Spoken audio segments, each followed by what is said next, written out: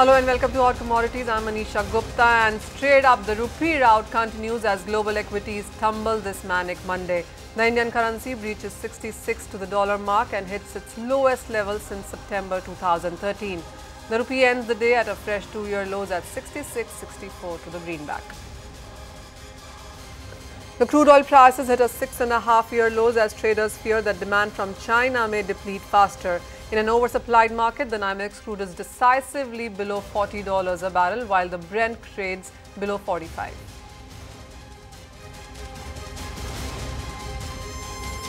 And following the deep cuts across equities, traders flock to safe havens in gold and silver. The gold prices hit a 3-month highs, further helped by a weakening dollar. The precious metal currently trading towards $11.55 an ounce.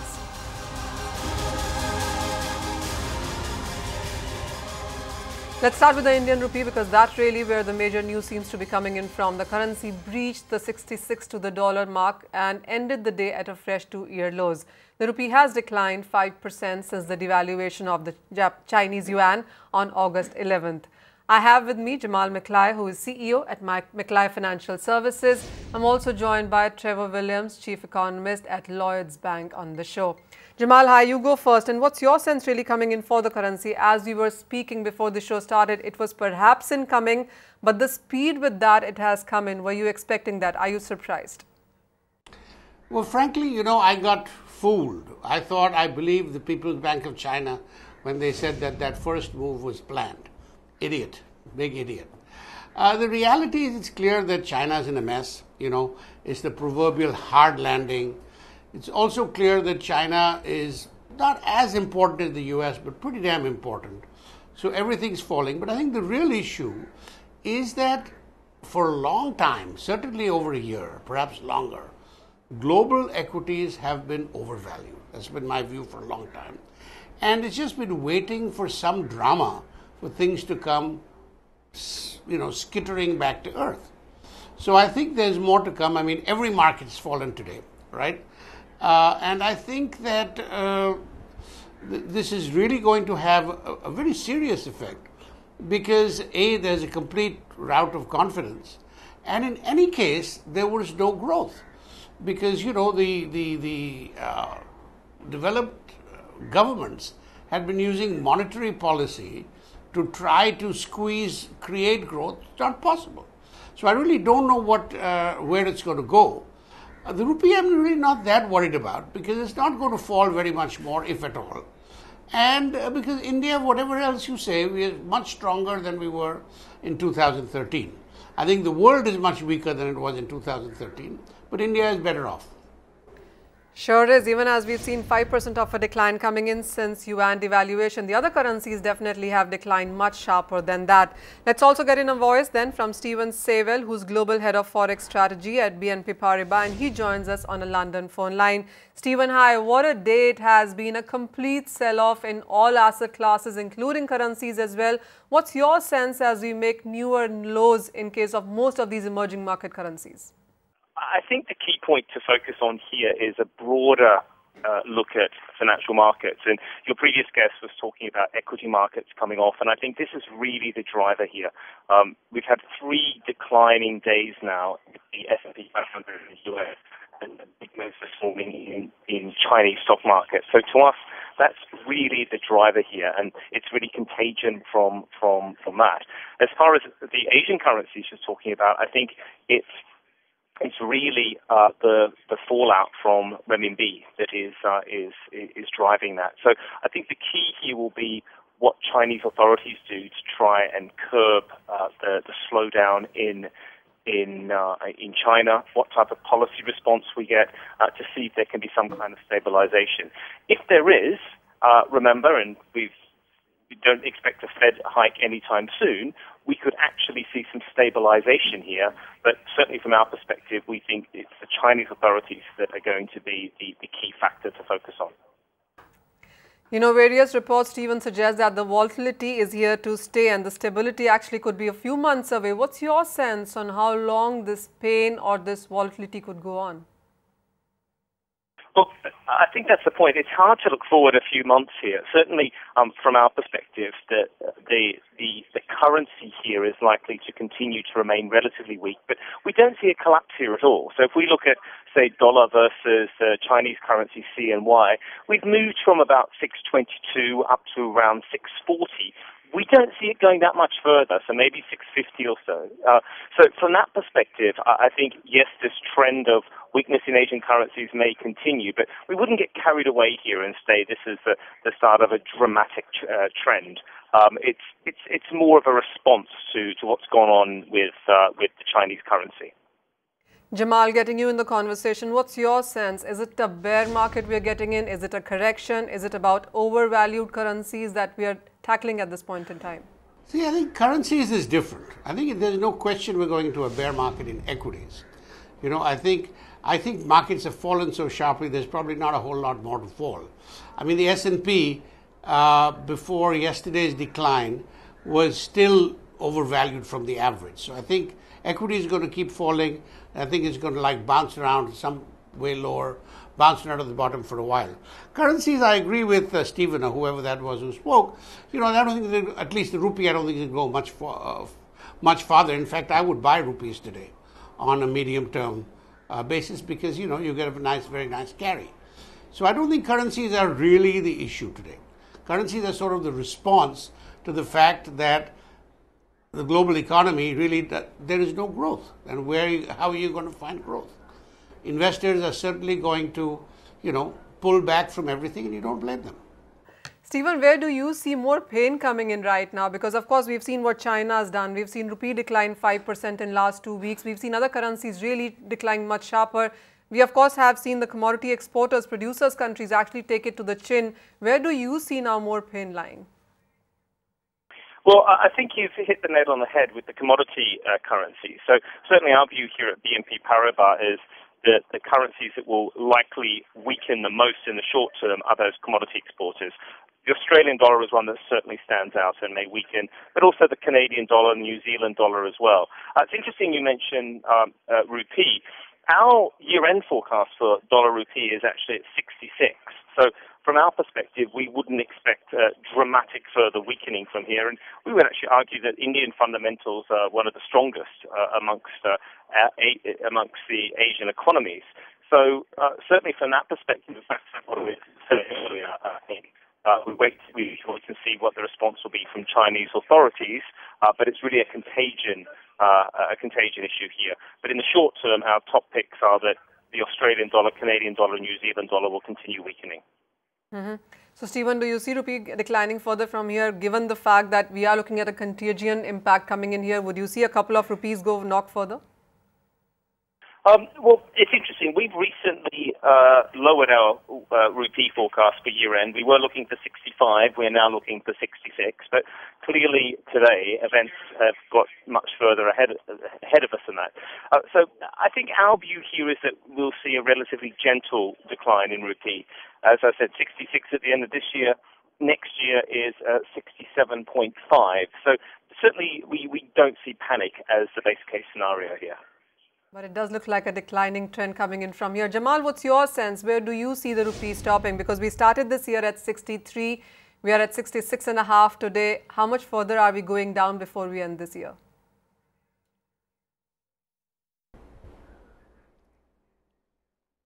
Well, you know, if you look at the last, really since 2008, the rupee has collapsed. This is the fourth time, right? Twice it fell by 25% before rebounding, once by 20%. I feel that is peak to trough. Here the peak was in May at about 59. We're down quite a bit from 59. But I don't think it's going to go 20%, right? So I think it's probably a couple of rupees more room. You can't stop dead at 66. But I believe next year, maybe 12 months out, I think it'll be stronger than it is today.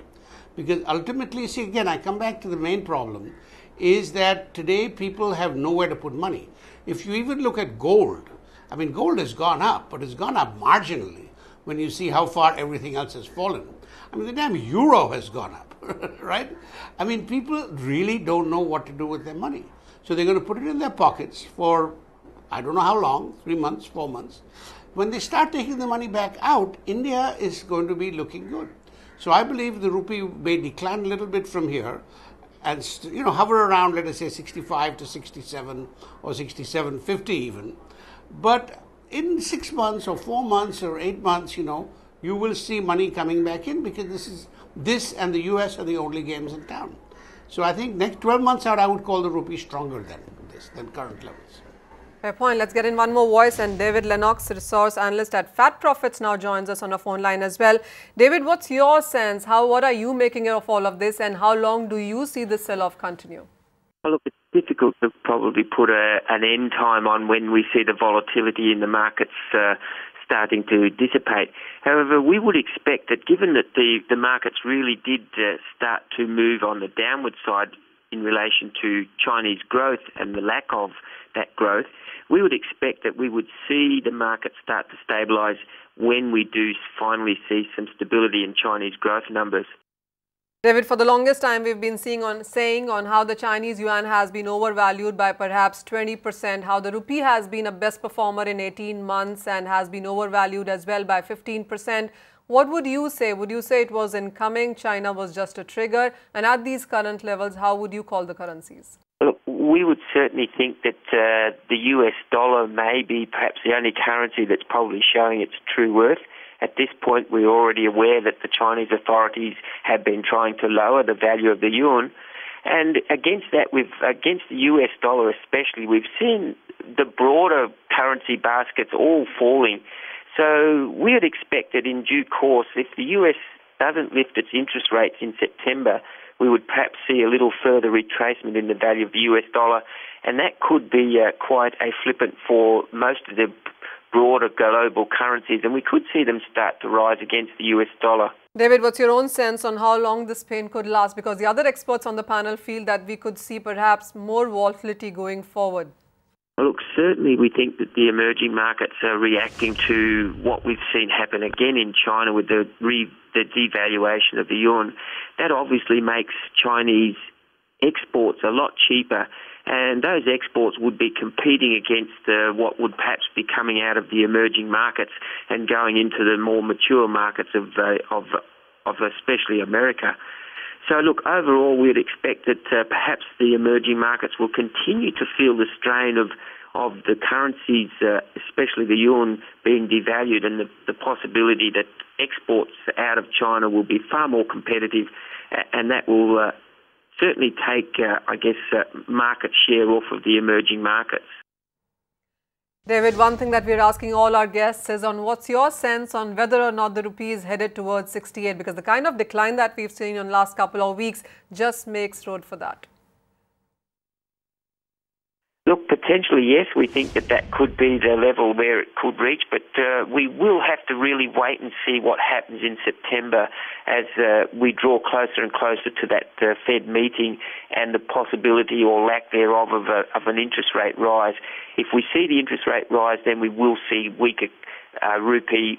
If we don't see the interest rate rise, then we'll see the reverse. We'll see the US dollar weaken off, and we'll see the rupee probably rise against that. So look, the key dates will be mid-September when that Federal Reserve meeting is held, and then of course we'll be watching very closely for what the outcome of that meeting will be. David, we'll let you go at that. Thank you so much for joining us with your sense. So well, 68 not ruled out. But Trevor, what's your sense? Most of the Asian currencies trading at a multi-year lows. There's a risk of competitive devaluation that we have been talking about some time. The currency wars is yet another term that has been coined, and we have been using so much of it. What's your sense? How much of a decline further are you working with? Well, I think that, of course, once the US starts to raise interest rates, then the US dollar will rise, and so some of those currencies will inevitably fall against the US dollar. And to the extent that some of those economies had borrowed in US dollars externally, and if in some contexts it may be overvalued, then there are risks that they'll find paying for these dollar assets with a declining currency in an environment of rising interest rates would hit their economies, and maybe this is what is partly causing these equity markets in these economies to be reacting so negatively.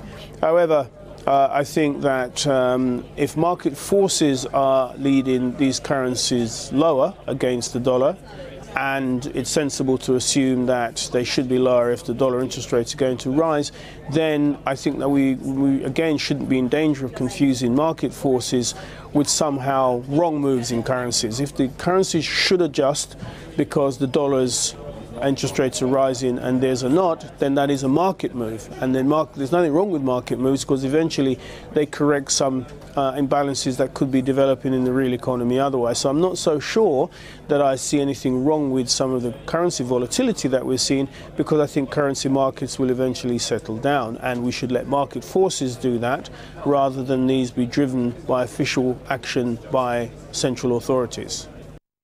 Trevor, your point is well taken, but the market forces really seem to be beating the asset classes blue. Jamal, what's your sense then? A final comment from you as well. Where do you see the whole market headed? Because today the decline is just about intensified.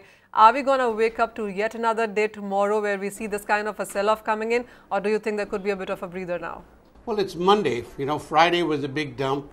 Europe has dumped. I don't know what the US will do.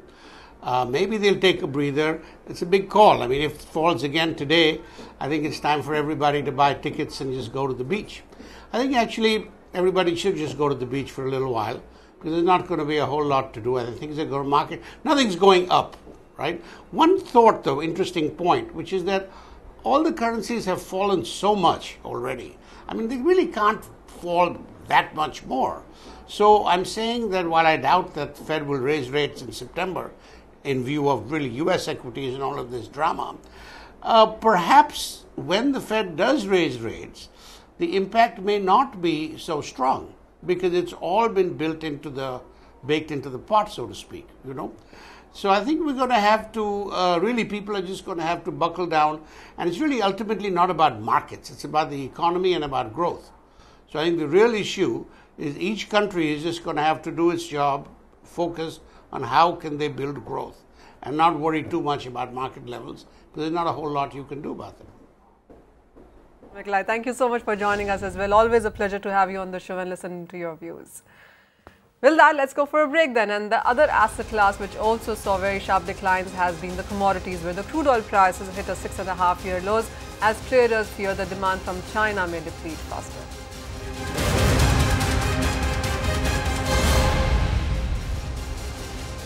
Welcome back, and let's get on board Vandana Hari. She's Editorial Director, Platts, and she joins us on a phone line right now. Vandana, what a day it has been. 4% down in case of the crude prices after 25% down in the previous month and 70% down from previous year highs. What's your sense on where is this carnage going to take the prices? Hi, Manisha. So you've been discussing the impact on the equity markets today of the fears surrounding China's economic growth. Of course, what we're seeing in the oil markets is largely connected to this, but the oil markets, as we well know, have had their own fundamentals, weak fundamentals, and their own driving factors as well. So in an environment of oversupply and not much demand growth seen, obviously, all eyes have been focused on economic growth, because that tells you if there is any hope for demand catching up with the oversupply. The estimated oversupply of oil globally was almost 3 million barrels per day for the second quarter, and is expected to be at least 2 million barrels per day going into the rest of the year. And China, as we know, has been the major driver of global oil demand growth. So if the equity markets are telling us that they really are very pessimistic on Chinese economic growth, obviously that gets extended to the sentiment surrounding China's oil growth as well. Now, with everything pointing towards downside and the crude oil prices perhaps oversold, do you still see a momentum on the lower side? Where would you see a support coming in? Yeah, it's very hard to say, Manisha, if it's oversold at this point. I can completely see it continuing to skate. Of course, oil prices quite likely are going to be in a bit of a lockstep with equity markets in the coming days.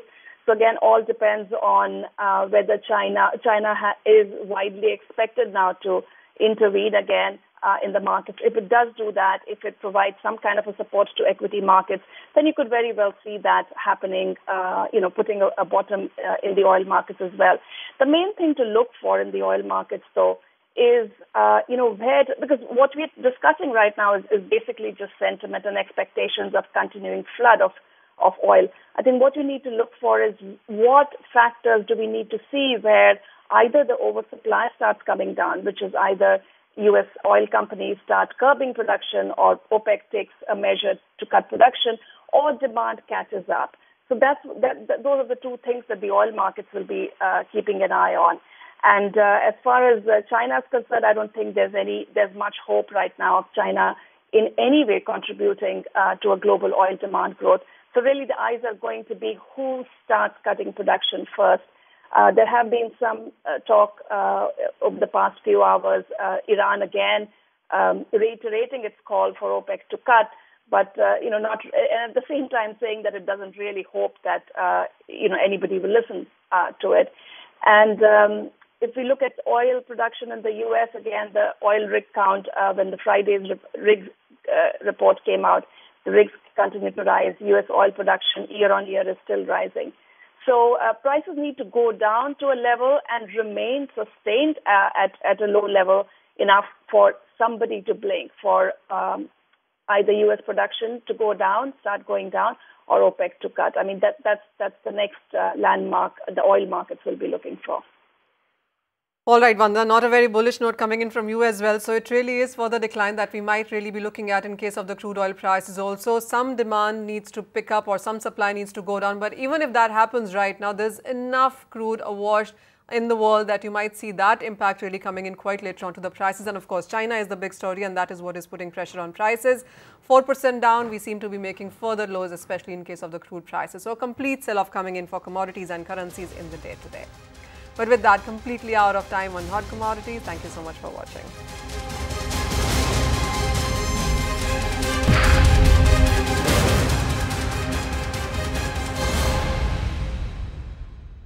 Find us on Facebook at facebook.com/ETNow and don't forget to click the like button. You can also follow us on Twitter at ETNowLive. To stay updated with all our programming, hit the subscribe button on our YouTube channel by logging on to youtube.com/user/ETNow.